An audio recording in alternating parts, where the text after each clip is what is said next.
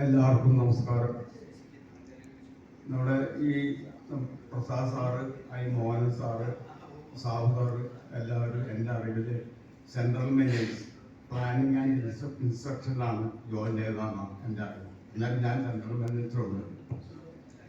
അപ്പോൾ ഇങ്ങനെ ഒരു പരിപാടി സാബു സാറ് സംഘടിപ്പിച്ചതിൽ വളരെ സന്തോഷമുണ്ട്. അദ്ദേഹത്തിനെ കാണാൻ സാധിച്ചു.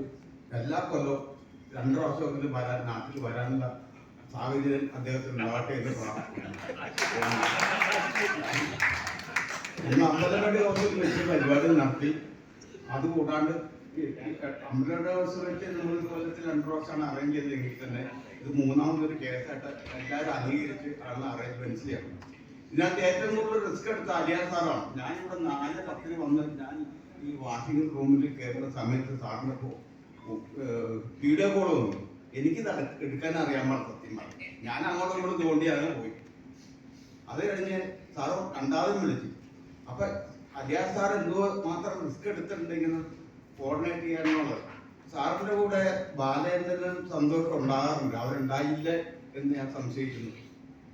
അങ്ങനെ അദ്ദേഹം സാറ് കുറെ റിസ്ക് എടുത്തിട്ടുണ്ട്. അപ്പോൾ ഈ പരിപാടി സംഘടിപ്പിച്ച സാറിനും കുടുംബത്തിനും എല്ലാവിധ ആശംസകളും നേരുന്നു. ദൈവം അനുഗ്രഹിക്കട്ടെ. വീണ്ടും ഞങ്ങൾ പ്രതീക്ഷിക്കുന്നു. ഓക്കെ.